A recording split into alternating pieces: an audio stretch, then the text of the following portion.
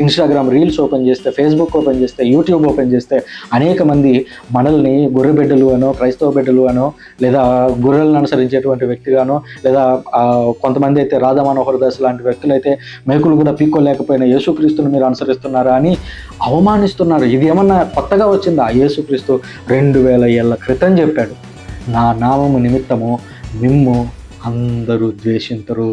పిత, పుత్ర, పవిత్రాత్మ నామమున ఆమెన్. క్రీస్తునాథుని యందు ప్రియమైనటువంటి సహోదరి సహోదరులారా, మీ అందరికీ సామాన్య కాలం 33వ ఆదివారానికి స్వాగతం. మనము కథోలిక శ్రీ సభలో క్యాలెండర్ని ముగించుకునేటువంటి దశకు వచ్చాము. ఇవాళ 33వ ఆదివారము, వచ్చే వారం 34వ ఆదివారము. అదే క్రీస్తు రాజు పండుగను మనం జరుపుకుంటాం. అంతటితో కథోలిక క్యాలెండర్ పూర్తవుతుంది. ఆ తదనంతరం తిరిగి మళ్ళీ మనము ఆగమన కాలంలో ప్రవేశిస్తాము. ఆగమన కాలంలో మీకు అందరికీ గుర్తుంటే, ఆగమన కాలంలో మనం ఏం ధ్యానిస్తాము? 2 అంశాలను ధ్యానిస్తాం.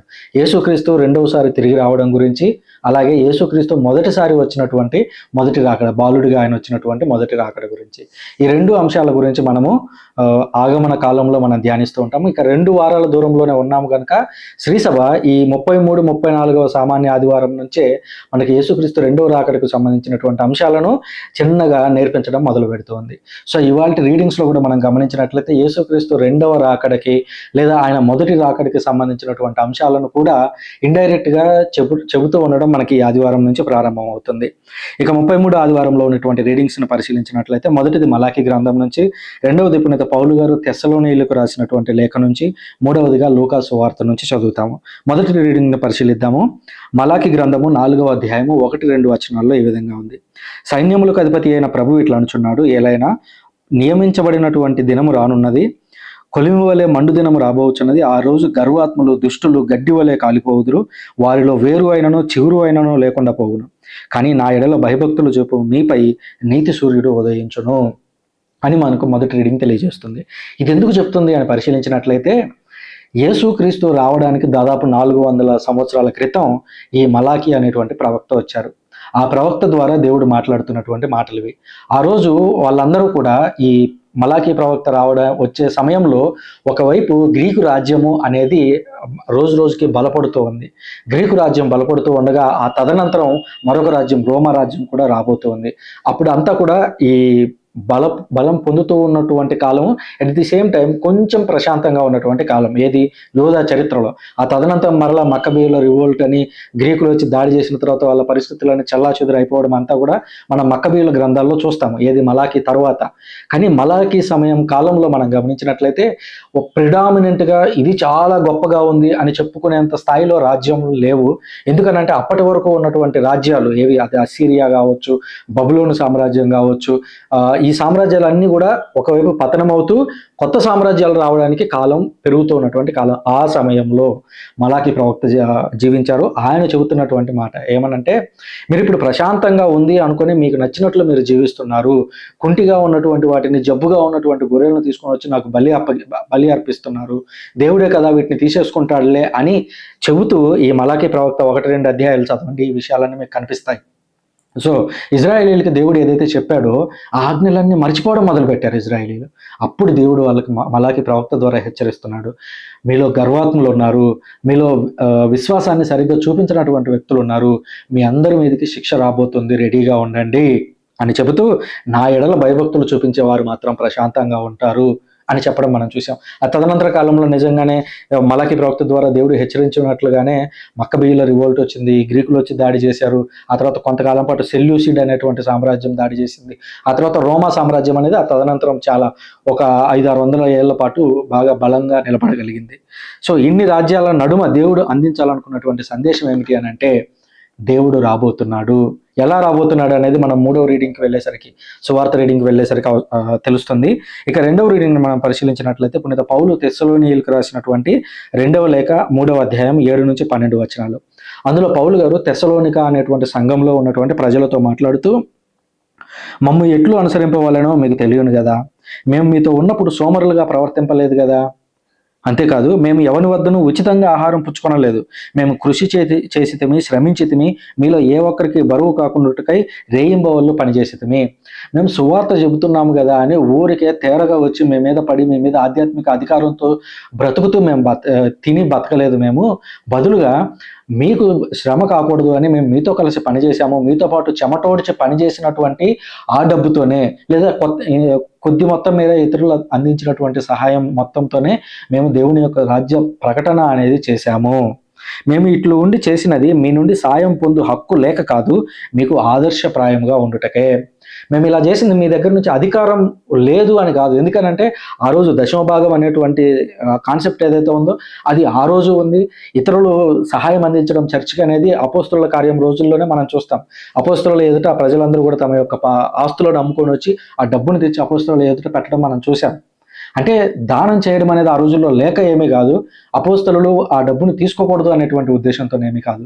కానీ పౌలు గారు జీవిస్తున్నది, ఆయన పనిచేస్తున్నది ఎక్కడ అంటే అన్యుల మధ్యలో ఆయన ఆదర్శప్రాయంగా ఉండడం కోసమై ఆయన వారితో పాటు పనిచేసి పనిచేస్తూ కూడా దేవుని యొక్క సువార్తను వాళ్ళకి చెబుతూ ఆయన తన యొక్క విశ్వాసాన్ని కొనసాగించారు, బోధనలను చేశారు. పని చేయని వాడు భోజనంకు అర్హుడు కాదు అని మీతో ఉన్నప్పుడు మిమ్మల్ని ఆదేశించింది కదా. మీకు నేను ఒక మాట చెప్పాను, మీకు గుర్తుందో లేదో, ఏమనంటే పని చేయనటువంటి వాడు భోజనానికి పాత్రుడు కాదు. ఆ రోజు పౌలు గారు పనిచేశారు. ఏ విధంగా పనిచేశారు? శారీరకంగా తాను సంపాదించుకోవడానికి పనిచేశాడు. రెండవది స్త్రీ సభను పెంచడానికి కూడా శ్రమ చేశారు. ఇప్పుడు ఈ రెండు చేయనటువంటి వాడు, అది బోధకులు ఎవరైనా కానివ్వండి, ఫాదర్లు, పాస్టర్లు, సిస్టర్లు, మీరు, నేను, ఎవరైనా సరే దేవుని రాజ్యం నిమిత్తమై మనం పనిచేయాలి. ఆ పనో లేదంటే మనం కష్టపడి ఒళ్ళొంచి పనిచేసి, ఉదాహరణకు నేనున్నాను, సృజన అనేటువంటి నేను నా జాబ్ నేను చేసుకుంటున్నాను. దానితో పాటుగా దేవుని యొక్క సువార్తను కోసం ఎంతో కొంత నా వంతు కృషి నేను 0.00001% కానివ్వండి, నా పని నేను చేసుకుంటూ దేవుని యొక్క పని చేయడానికి ప్రయత్నిస్తున్నాను. మరి అలాంటి సమయంలో దేవుని పని కొరకే కేటాయించబడినటువంటి పాస్టర్లు, ఫాదర్లు, సిస్టర్లు, బిషప్లు వీళ్ళందరూ మరి దేవుని పని చేయకుండా వాళ్ళు కేవలం డబ్బు సంపాదనే ధ్యేయంగా పెట్టుకుంటే ఏమవుతుంది? పౌలు గారి ఆదర్శం నుంచి పక్కకి వెళ్ళిపోతారు. పౌలు అనేటువంటి అపోస్తలుడు చెప్పినటువంటి మాట నుంచి బయటకు వెళ్ళిపోతారు. బయటకు వెళ్ళిపోతే ఏమవుతుంది? దేవుని యొక్క శిక్షని వాళ్ళు ఎదుర్కోవాల్సి ఉంటుంది. క్రమబద్ధమైన జీవితమును గడపవలనని, జీవనోపాధికై కష్టపడి పనిచేయవలనను యేసుక్రీస్తు ప్రభువు నామము నాటి వారిని మేము శాసించుచు హెచ్చరించుచున్నాము. కేవలం హెచ్చరించడం మాత్రమే కాదు, నేను శాసిస్తున్నాను. ఏమనంటే మీ పని మీరు చేయండి. ఎందుకంటే శ్రీసభ ఆ రోజుల్లో తొలి రోజుల్లో ఉంది. ప్రజల మధ్యలో నుంచి వచ్చి అందించడానికి ఆ రోజుల్లో ప్రజలు కోటీశ్వరులు కాదు. తొలినాళ్లలో యేసుక్రీస్తును అనుసరించినటువంటి వ్యక్తులందరూ కూడా బానిసలు, వెనుకబడినటువంటి వర్గాల వ్యక్తులు. వారు తీసుకొచ్చి ప్రజల అపోస్తలులకు అందించేటువంటి స్తోమత ఉన్నవారు కాదు. శ్రీసభే వారికి అందించాలి. అలాంటి స్థితిలో ఉండాలి. అందుకని ఈరోజు మీరు గమనిస్తే ఆ రోజు పరిస్థితి ఎలా ఉందో దానికి ఈరోజు ఆల్మోస్ట్ ఆపోజిట్గా ఉంది. ఈరోజు కథోలిక శ్రీసభ ప్రజలకే సహాయం అందిస్తుంది. ప్రజల చదువుల కోసం స్కూళ్ళు కట్టించింది, వాళ్ళ ఆరోగ్యం కోసం హాస్పిటల్ కట్టించింది, వృద్ధుల కోసం వృద్ధాశ్రమాలు కట్టించింది, అనారోగ్యంతో ఉన్న వారి కోసం ఆశ్రమాలు కట్టించింది, హాస్పిటల్స్ కట్టించింది. సో ఈ విధంగా ఇప్పుడు చర్చ వాళ్ళకు సహాయం చేయగలిగేటువంటి స్థితిలో ఉంది. దేవుడు అంతగా శ్రీసభని దేవుడు దీవించాడు. అయితే ఈ దీవెనలో ఉన్నటువంటి మనము ప్రజల యొక్క బాగోగుల కోసమో, దేవుని యొక్క వాక్కు ప్రకటన కోసమో కాకుండా మన సొంత పనుల కోసం మనం జీవిస్తూ ఉంటే ఖచ్చితంగా దేవుని యొక్క తీర్పుని ఎదుర్కోవాల్సి ఉంటుంది. ఇక 3వ రీడింగ్ లేదా శుభవార్త పఠనాన్ని చూసినట్లయితే లూకా సువార్త 21వ అధ్యాయం 5 నుంచి 19 వచనాలు. నేను ముందే చెప్పాను, మలాకీ ప్రవక్త మాట్లాడుతూ, ఇదిగో ఒక దినం రాబోతూ ఉంది, ఆ దినం రోజున గర్వాత్ములు కాలిపోతారు, ఆ రోజున దిఢీరున మీరు ఎదురు చూస్తున్నటువంటి నిబంధన దూత వస్తాడు అని చెప్పడం మనకు మలాకీ గ్రంథం 1వ అధ్యాయంలో కనిపిస్తూ ఉంటుంది. అది యేసుక్రీస్తు మాటల్లో నెరవేరుతూ ఉండడం మనకి ఇక్కడ కనిపిస్తుంది. చూడండి, చదువుతున్నాను. కొందరు ప్రజలు ఆలయం గురించి ప్రస్తావించు, చక్కని రాళ్లతోనూ దేవునికి అర్పింపబడిన వస్తువులతోనూ ఎంత అందంగా శోభిల్లుతున్నదో చూడుట అని చెప్పుకొని చూడండి. యేసుక్రీస్తు దేవాలయానికి ఎదురుగా ఉన్నటువంటి ఒక కొండ మీద ఉన్నాడు. కొండ మీద ఉండగా, ఎందుకంటే అదంతా కూడా కొండ ప్రాంతము, ఆ కొండలు దిగి మళ్ళీ ఇంకో కొండ ఎక్కితే ఆ దేవాలయం అనేది వస్తుంది. సో వాళ్ళు వేరే ప్రాంతం నుంచి వస్తూ ఉన్నప్పుడు ఆ దేవాలయానికి ఎదురుగా ఈ కొండ మీద వాళ్ళు ఉన్నారు, కనిపిస్తూ ఉంటే ప్రజలందరూ అంటున్నారు, శిష్యులు కూడా అన్నారు, ఆ దేవాలయం చూడండి ఎంత బాగుందో, పాలరాతితో కట్టారు అని. ఈ దేవాలయాన్ని కూడా పునర్నిర్మించింది హేరోదు, మహాహేరోదు అని పిలుస్తారు, పెద్ద హేరోదు.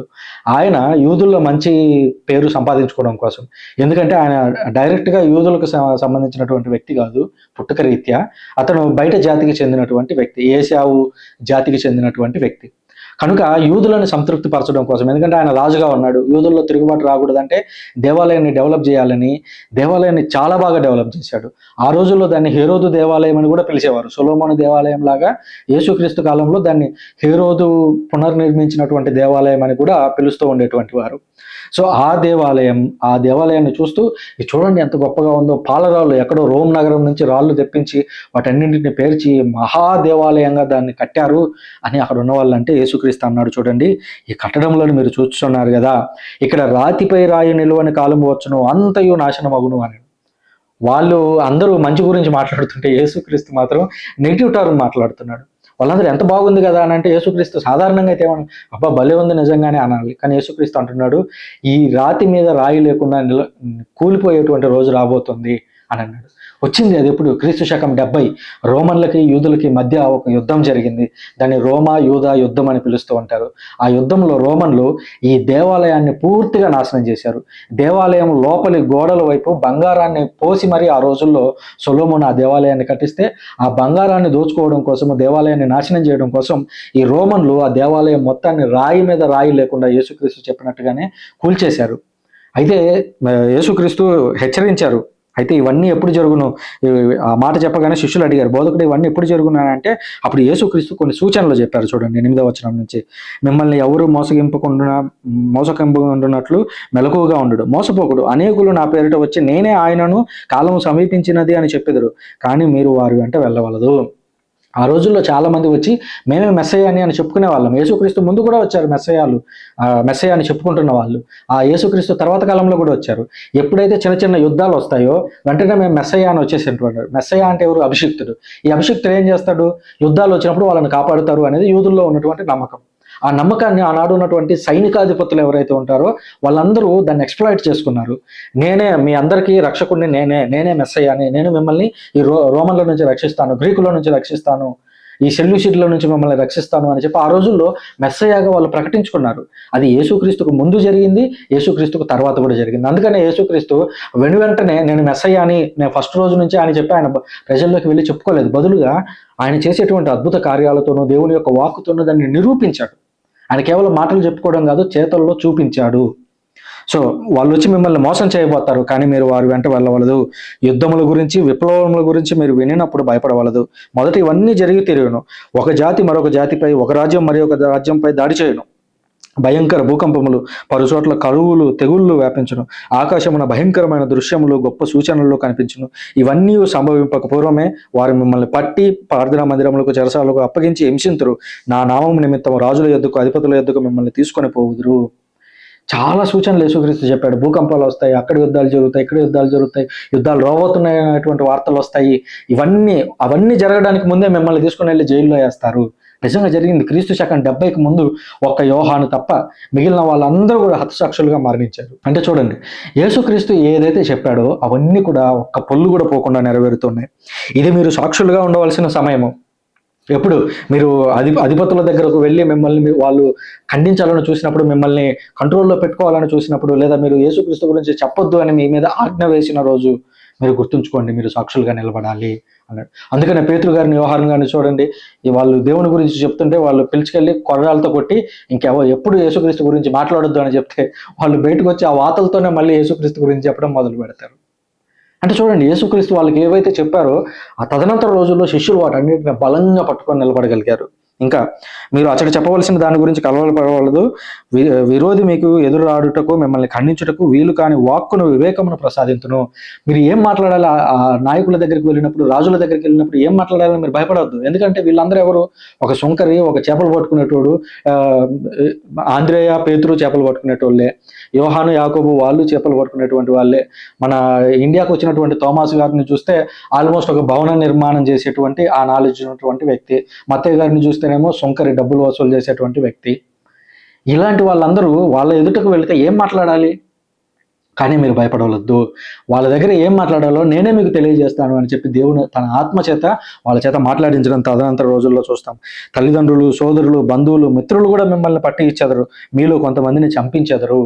మీకు శత్రువులుగా మారేది ఎవరు అని అంటే బయట ఎక్కడో ఉన్నటువంటి వేరే జాతుల వాళ్ళు కాదు, మీ చుట్టూ ఉన్నటువంటి వాళ్ళే మీకు శత్రువులుగా మారేటువంటి రోజులు రాబోతున్నాయి. కాబట్టి జాగ్రత్తగా ఉండండి. నా నామము నిమిత్తము మిమ్మల్ని అందరూ ద్వేషింతురు.